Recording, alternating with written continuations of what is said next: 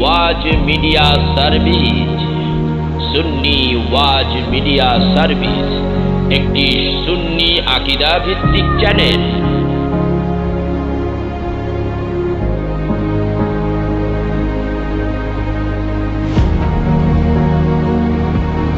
ওই দিন থেকে আপনাকে আমি বাবার আসনে বসাইলাম। আমার মা ঘরের অন্ধকারের ভিতরে, আমার মা ঘরের ভিতরে পর্দার অন্তরালে, আমার মা হযরতে আয়েশা। আমি আমার মা আয়েশাকে আমার মায়ের স্থলে বসাইছি। আপনি বাবা হিসাবে অর্ডার করেছেন, আমার মা অন্তর্মহল থেকে তা শুনতে পেয়েছে। আর আমার আর কোনো পারমিশনের প্রয়োজন নেই। আমার নবী ডাক দিয়া বলতে লাগলেন, দ্বিতীয় ব্যক্তি জীবন দেওয়ার জন্য প্রস্তুত। সাহাবীরা বলে, হুজুর নামটা ঘোষণা করুন। কে? আপনি নাম ঘোষণা করুন নবী গো। আপনার কথা মতে মোতার প্রাঙ্গণে জীবন দিতে প্রস্তুত। আমার নবী ডাক দিয়া বলেন, সাহাবীরা, তোমাদের মধ্যে থেকে আমি আবার চাচাতো ভাই হযরতে জাফর বিন আবু তালিবকে চাই।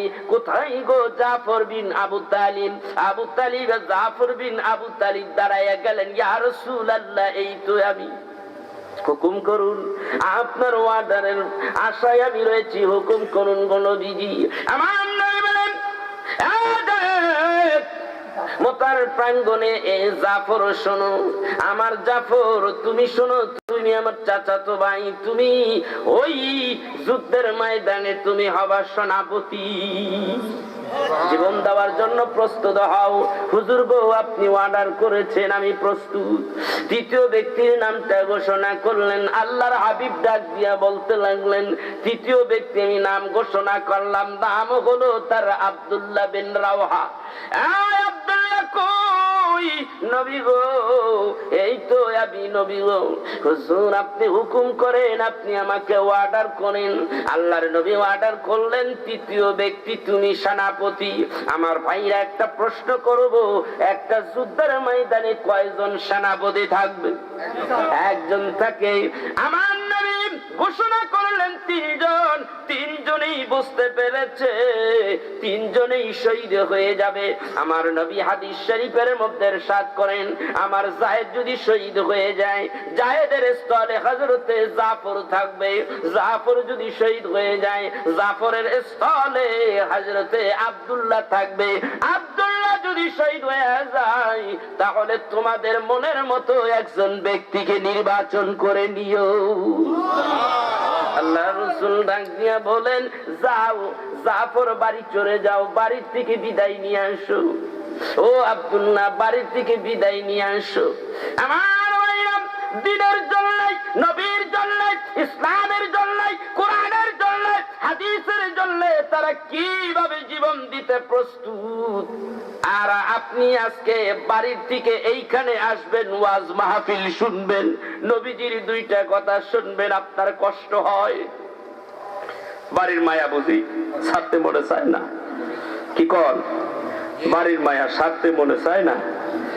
বাড়ির খুব মায়া, ছেলে সন্তানের খুব মায়া। আমাদের মায়া লাগে না? বাড়িঘর ছাড়ছি তো আজকে কতদিন। ছেলে মেয়ে তো আমাদেরও আছে, বেবি বউ বাচ্চা আমাদেরও আছে। কই?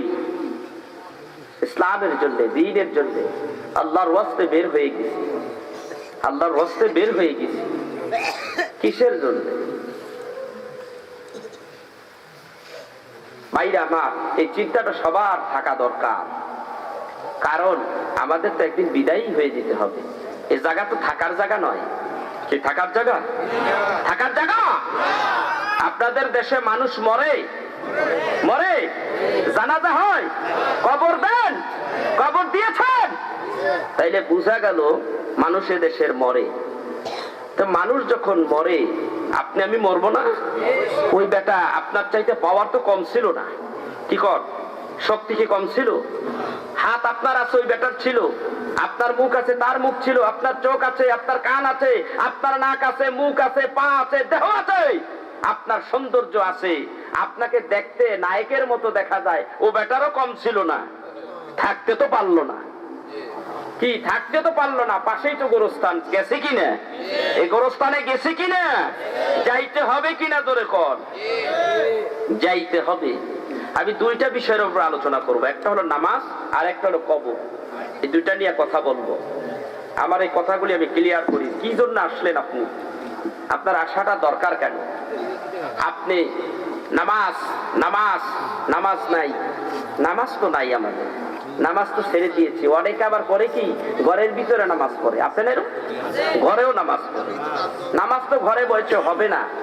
আপনার মসজিদে আজান হলো, আপনার দেহটা সবল, আপনি হেঁটে আসার ক্ষমতা তাও ঠিক আছে, আপনি আসলেন না মসজিদে, ঘরে বসে নামাজ পড়বেন, আপনার নামাজ হবে না, কখনো নামাজ হবে না। নামাজের জন্য একটি নির্দিষ্ট স্থান রয়েছে, সেটা হলো মসজিদ। সেটা হলো মসজিদ। সেটা কি? মসজিদ। মসজিদকে তো ভুলে গেছি আমরা। মুয়াজ্জিন ডাক দেয়, মুয়াজ্জিন ডাক দেয় মসজিদে আজানে। আজান, আজান শব্দের অর্থ কি? আহ্বান করা। আজান শব্দের অর্থ আজান, আজান শব্দের অর্থ হলো আহ্বান করা। মুয়াজ্জিন কি বলছে? মুয়াজ্জিন কি বলছে? আল্লাহু আকবার, আল্লাহু আকবার, আল্লাহু আকবার,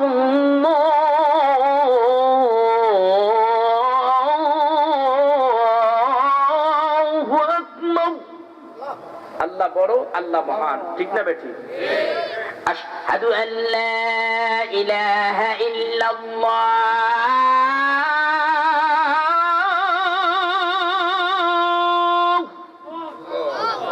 আশহাদু আল্লা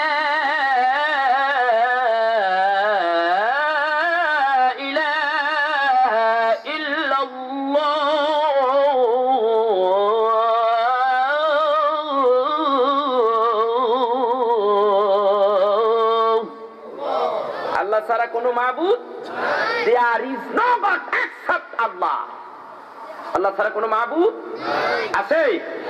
কোন অন্ত একটু নাই, একটু আছে না? কোনো জায়গায় নেই, কোনো গ্যাপ নাই, কোনো জায়গা নাই, একটুখানিও নেই। কেবলমাত্র, শুধুমাত্র, একমাত্র আল্লাহ, আল্লাহ, আল্লাহই আছে। আল্লাহ ছাড়া কোনো মাবুদ নাই। أشهد أن محمدا رسول الله،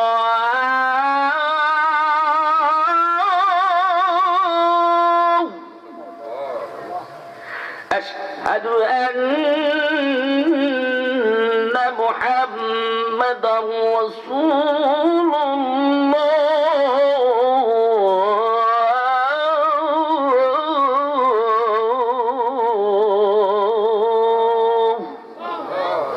আরো সাক্ষ্য দিচ্ছি যে মুহাম্মদ রাসূলুল্লাহ সাল্লাল্লাহু আলাইহি ওয়াসাল্লাম আল্লাহর প্রেরিত রাসূল। ঘোষণা হয়ে গেল। আল্লাহ, আল্লাহর রাসূলের শান এই জায়গায় আল্লাহ তুলে ধরলেন, মুয়াজ্জিনের কণ্ঠে বেজে উঠল। এখন আপনাকে ডাকতেছে কিভাবে? হাইয়া আলাস সালাহ,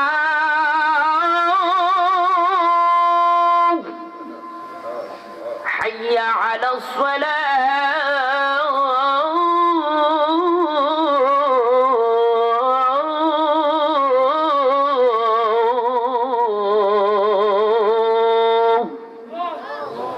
আসো নামাজের জন্য।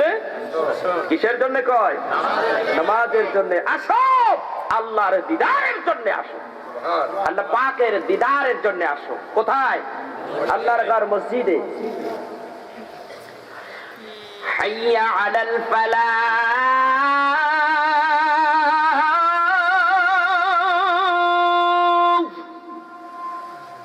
حي على الفلاح।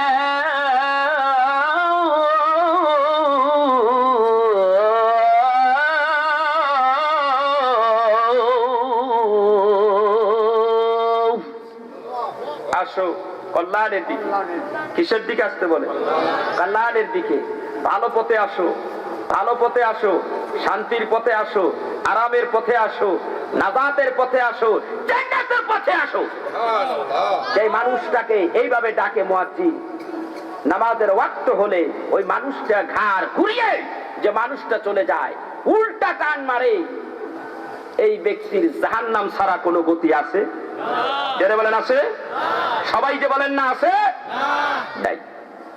তাইলে নামাজের দরকার আছে কি নাই? আছে, আছে। ভাইরা আমার, এখানে অসংখ্য ফেরেশতা রয়েছে, কুদরতি ভিডিও করতেছে।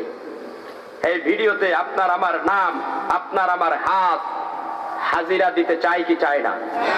যদি দিতে চাই তাহলে একবার বলেন আল্লাহু আকবার। সবাই হাত তোলেন, আল্লাহু আকবার।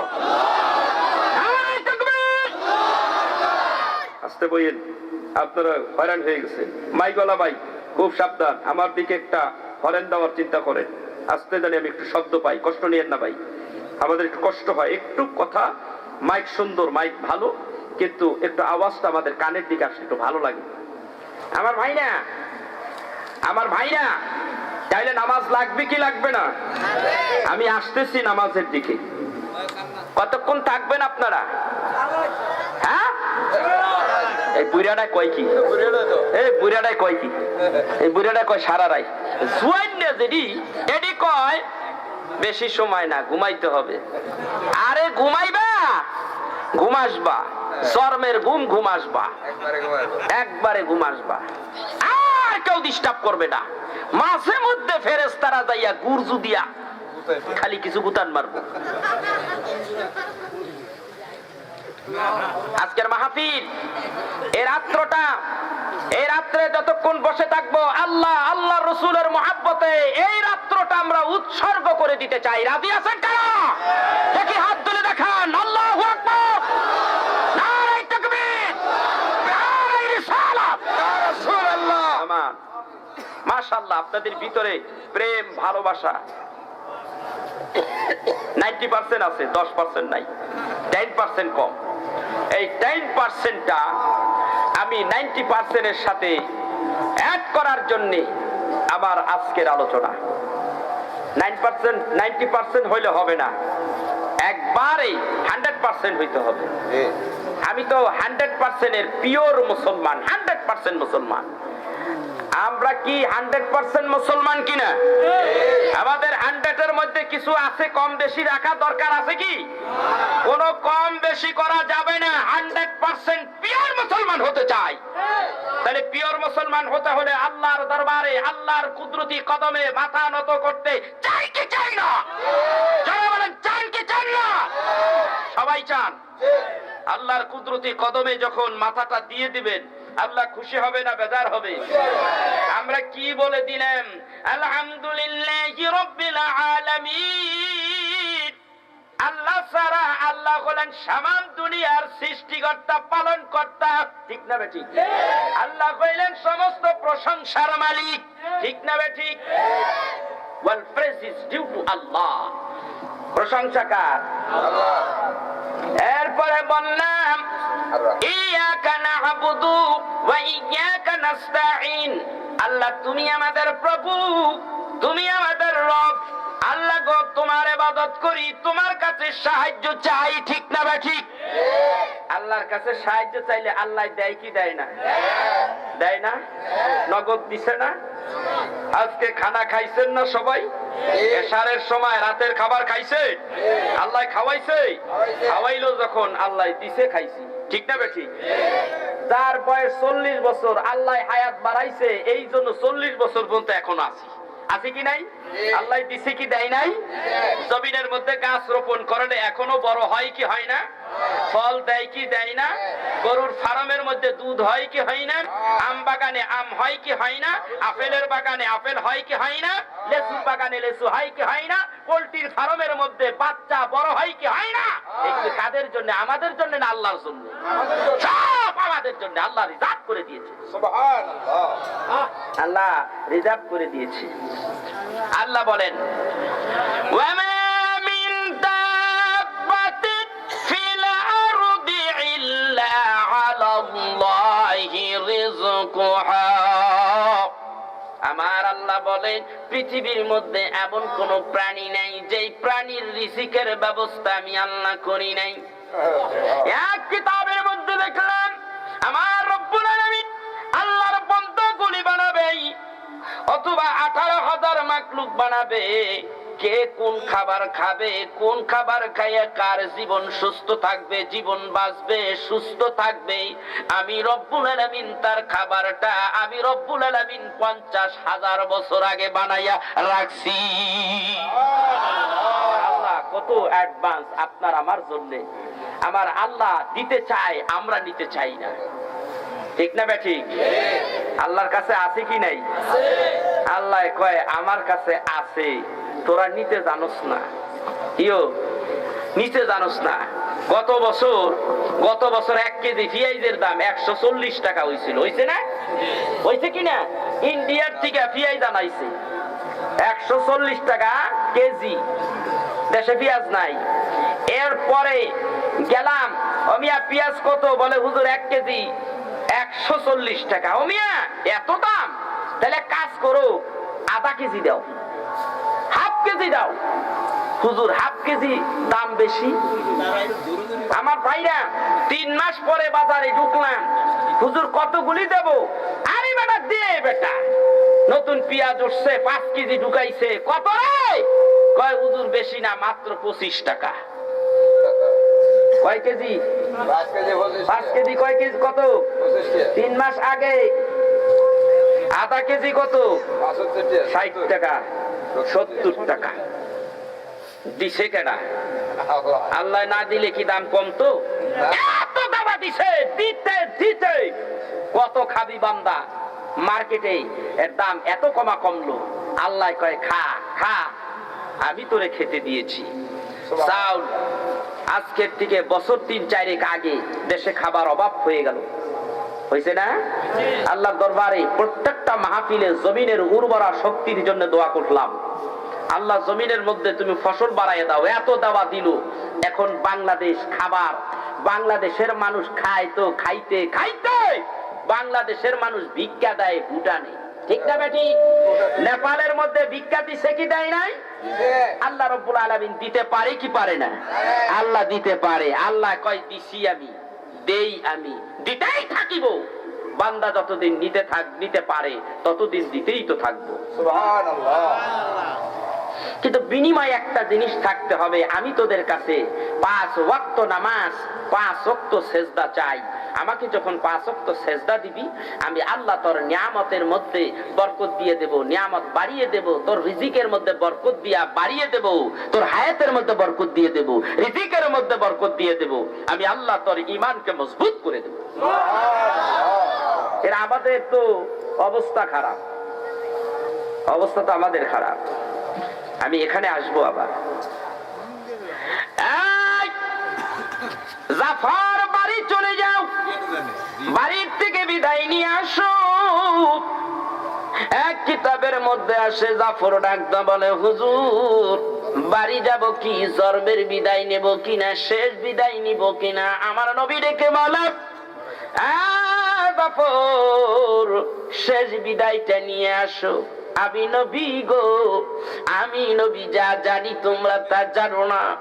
শেষ বিদায় নিয়ে আসো। আব্দুল্লাহ কই?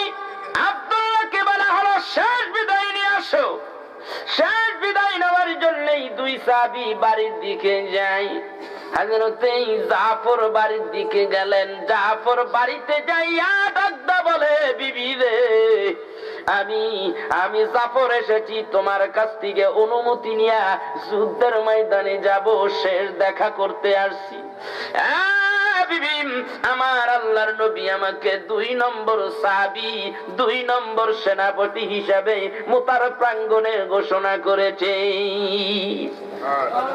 জাফরের স্ত্রী 2টা হাত তুলি আল্লাহর দরবারে মনে,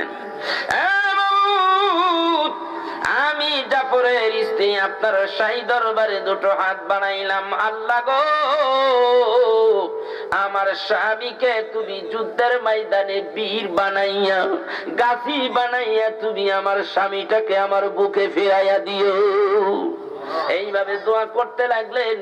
এমন সময় হযরতে জাফর নিজের তরবারিটার উল্টো দিক দিয়া ওই হাতের মধ্যে মৃদু আঘাত করে, দেখে বৃথা দোয়া করো না, আল্লাহর দরবারে তোমার আগে আমার রাসূলের দোয়া কবুল হয়ে গেছে, তুমি দোয়া করলে আল্লাহ রাব্বুল আলামিন কবুল করবে না। আমার এই গর্দান, আমার এই দেহ ইসলামের জন্য, আল্লাহর হাবিবের জন্য, দ্বীনের জন্য, নামাজের জন্য, কোরআনের জন্য মুতার প্রাঙ্গণে অক্ষ হয়ে গেছে, কবুল হয়ে গেছে, কুরবানি হয়ে গেছে। বিটা দোয়া করো না, আমার নবী আমার জন্য দোয়া করেছে, আমি যুদ্ধের ময়দানে শহীদ হয়ে যাব। যাবার বেলা একটা কথা বলে যাই, হাদিস শরীফের মধ্যে আছে হযরতে জাফরের দুইজন ছেলে ছিল, ছোট্ট ছেলে। ডাক দিয়া বলে, বিবি রে, আমি যুদ্ধের ময়দানে যাই, ওসিয়ত করে গেলাম আমার এই ছেলে দুইটাকে বীর বানাবাম, যোদ্ধা বানাবাম, এরাও যেন যুদ্ধের ময়দানে ধর্মের জন্য যুদ্ধের ময়দানে যেন নিজের জীবনটা দিয়া দিতে পারে, সেইভাবে প্রস্তুত করবাম। এইভাবে বলিয়া হযরতে জাফর বিন আবু তালিব রওনা হতে লাগলেন। জাফর যখন যায়, পিছন থেকে মাসুম বাচ্চা দুইটা ডেকে বলে, আব্বা গো, ও আব্বা, কই যাও আমাদের রেখে, কই যাও আব্বা? বিবি কান্দে। এমন সময় জাফর পিছনের দিকে তাকাই না, কে বা কাহারা কান্দে, সন্তানের কান্না তার কানে যায় না, স্ত্রীর কান্নাও তার কানে যায় না।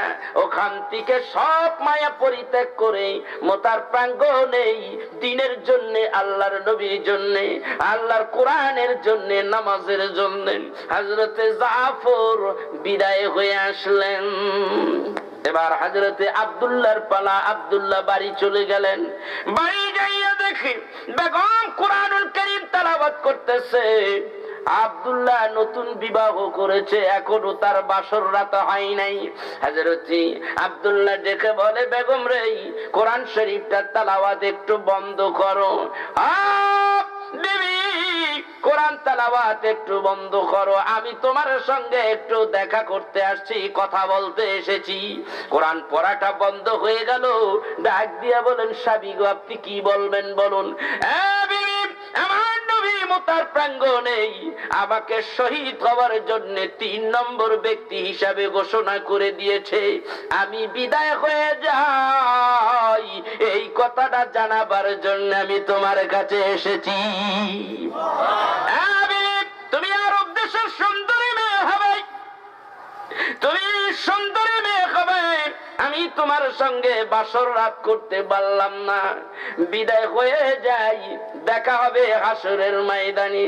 এমন সময় বিবি ডাক দিয়া বলতে লাগলেন, স্বামী হে, স্বামী আসুন, একটু ঘরের ভিতরে আসুন, স্বামী গো, একটু ঘরের ভিতরে আসুন। হযরতে আব্দুল্লাহ ডাক দিয়া বলতে লাগলেন, বিবি হে, আমি না ঘরের ভিতরে যাব না, আমি ঘরের ভিতরে যাব না, আমি যদি ঘরের ভিতরে যাই, তুমি আরবের সুন্দরী নারী, আমি তোমাকে দেখে তোমার প্রতি প্রেমে আকৃষ্ট হয়ে যাব, তুমিও আমাকে ভালোবাসা দিবা। এই ভালোবাসার কারণে আমার দয়াল নবী, মায়ের নবীর কথা মতে আমি যুদ্ধের ময়দানে যায়া শহীদ হইতে পারবো না। আমি ঘরের ভিতরে প্রবেশ করবো না। বিবি ডাকতে বলতে লাগলেন, স্বামীকে আমি খোদার কসম করে বললাম, আপনাকে আমি ভালোবাসা দেব না, আপনাকে আমি প্রেম নিবেদন করব না, শুধু একটা বার দেখবো স্বামী, এই পর্যন্ত আপনাকে দেখতে কেমন, এখনো আমি দেখতে পাই নাই গো স্বামী, একবার আমি আপনাকে দেখবো গো স্বামী, আমি দেখে আপনার ছবিখানা আমি আমার হৃদয়ের মধ্যে অঙ্কন করে রাখবো, যেন কাল কিয়ামতের দিন কোটি কোটি মানুষের মধ্যে আপনি স্বামীকে যেন আমি খুঁজে বের করতে পারি। এবার সাহাবী আব্দুল্লাহ ডাকতে বলতে লাগলেন,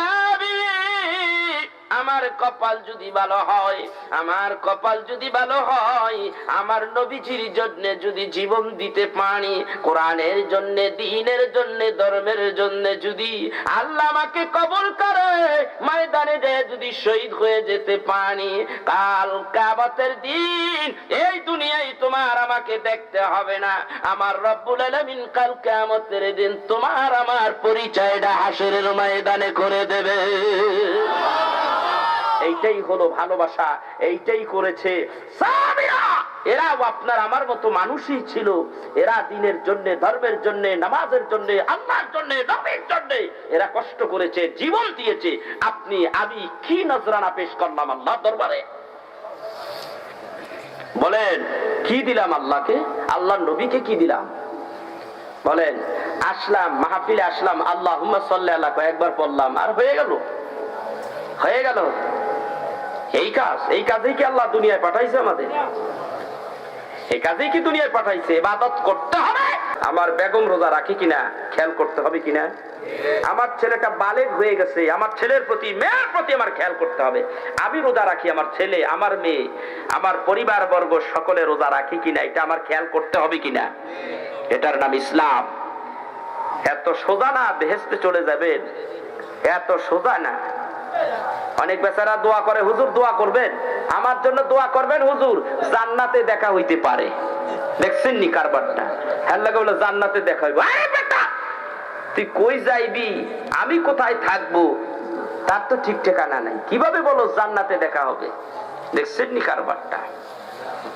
আজকের এই মাহফিলে আপনার আমরা বসে আছি, কোরআন সুন্নাহর গুরুত্ব আপনার আমার বুঝতে হবে। আবার ভাইয়া, আল্লাহ রাব্বুল আলামিন নামাজ আমাদের উপর ফরজ করেছিলেন। নামাজ ফরজ করছে কিনা? জোরে কোন করছে কিনা? নামাজ ফরজ করে দিয়েছে, নামাজ পড়তে হবে কিনা? নামাজ পড়তে হবে।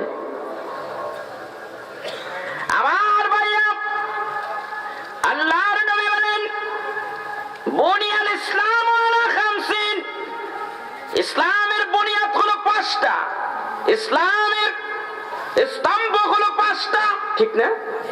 5টা খুঁটির উপর ইসলাম দাঁড়িয়ে আছে। আল্লাহর নবী বললেন শাহাদাতি আল্লা ইলাহা ইল্লাল্লাহু ওয়া আন্না মুহাম্মাদান আবদুহু ওয়া রাসূলুহু। 1 নম্বর কলেমা পড়তে হবে, আল্লাহর উপরে নবীর উপরে বিশ্বাস রাখতে হবে। 2 নম্বর আকিমুস সালাম, নামাজ কায়েম করতে হবে। নামাজ কায়েম করতে হবে। নামাজ তো পড়তে আল্লাহ কয় নাই, পড়তে কইছে, কায়েমের মধ্যেই পড়া আছে।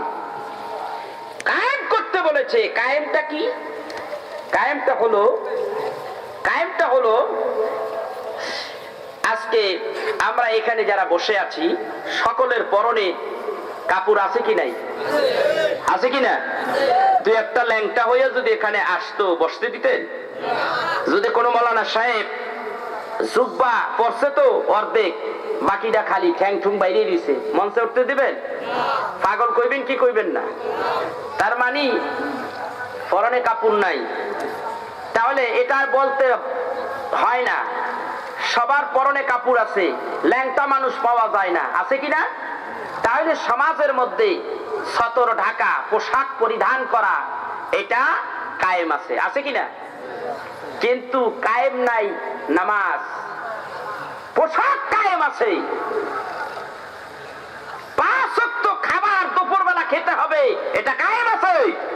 ক্ষুধা লাগলেই দুপুরবেলা খেতেই হবে, কায়েম আছে। কিন্তু নামাজটা কায়েম আছে কিনা? পরিবারে, ব্যক্তিতে, পরিবারে, এলাকায়, জেলায়, রাষ্ট্রে, সর্ব জায়গায় নামাজ কায়েম করতে হবে। এই জন্য আল্লাহ বলেছে নামাজ কায়েম করো।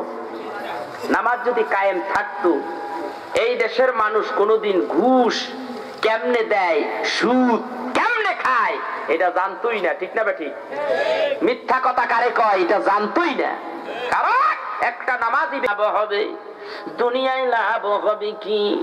আপনি যখন রুকু সাজদা করবেন আপনার ব্যায়াম হয়ে যাবে, আপনার রোগ ব্যাধি হবে না, রক্তগুলি চলাচল করবে, রক্তের মধ্যে কোনো জার্ম ঢুকবে না। আপনার দেহের ভিতরে রক্ত যখন চলাচল করবে আপনার দেহটা স্বাভাবিক হয়ে যাবে, সুস্থ হয়ে যাবে, ব্যায়াম হয়ে যাবে। 2 নম্বর কথা হলো আল্লাহ হাবিব বলে যে এই মানুষটা 5 ওয়াক্ত নামাজ পড়বা শুনি নাও। যদি কোনো মানুষের বাড়ির সামনে কোনো ডোবা বা পুকুর, কোনো নালা যদি থাকে, ওই জায়গায় যদি সাহাবীরা শোনো 5 বার যদি তোমরা গোসল করো, ওই মানুষটার গতরের ভিতরে, শরীরের ভিতরে নাপাক থাকবে নি? থাকবে? কখনো নাপাক থাকবে না। আল্লাহর হাবিব বলে আমার ভাইরা, আল্লাহর হাবিব বলে তুমি যখন 5 ওয়াক্ত নামাজ পড়বা আমার রব্বুল আলামিন তোমার আমলের মধ্যে কোনো গুনাহ থাকবে না, তোমার দেহ পাক, তুমি জান্নাতি।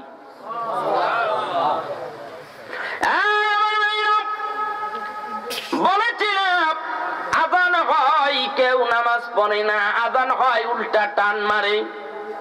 আবার কেউ নামাজ পড়ে নামাজি হইয়া গেছে, মসজিদে কেউ আসে, আবার কেউ ঘরের মধ্যে বসে। হুজুর আমার হাদিস শরীফের মধ্যে ইরশাদ করেন আমার ওই ঘরগুলি আগুন দিয়া জ্বালাইয়া দিতে মনে চায়, ওই ঘরগুলি আমি আগুন দিয়া জ্বালাইয়া দিতাম যেই ঘরের মানুষেরা মসজিদে আজান হয় মসজিদে আসে না, ওই মানুষগুলি ঘরের মধ্যে বসে বসে নামাজ পড়ে, আমার মনে চায় ওই ঘরগুলি আগুন দিয়া জ্বালাইয়া দেই। কিন্তু দিতে তো পারতেছি না, ছোট বাচ্চারা মাসুম আর মহিলারা রয়েছে, এজন্য তো পারতেছি না। তাহলে এর দ্বারা গুরুত্বটা কি বুঝাইছে নামাজের? বাড়িতে বসে ঘরে বসে নামাজ হবে না, নামাজ পড়তে হলে আল্লাহর ঘর মসজিদে আসতে হবে। ঠিক না ঠিক? এত টাকা পয়সা দিয়ে মসজিদ বানাইলাম, যদি সেবাই না করতে পারি, নামাজই না পড়তে পারি, তাই মসজিদের দরকারটা কি? আপনাদের কারো সমস্যা হচ্ছে? এই যে আপনারা লড়াচড়া করতেছেন, এটা তো বেহেশতের বাগান, এটা বেহেশতের বাগান না।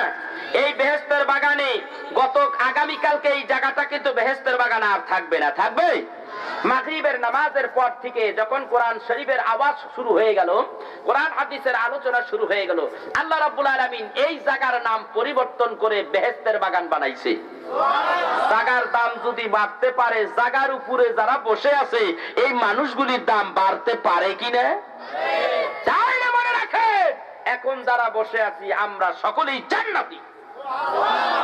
আল্লাহ আস্তে কোন কে, জোরে কোন নাকে, আমরা যারা বসে আছি সব জান্নাতি, জান্নাতের ভিতরে আছি। জান্নাতে বসতে চান না? সবাই চুক্তি মেরে বসে যান। আমার ভাইরা, আপনি একজন সুস্থ মানুষ, ঘরের ভিতরে নামাজ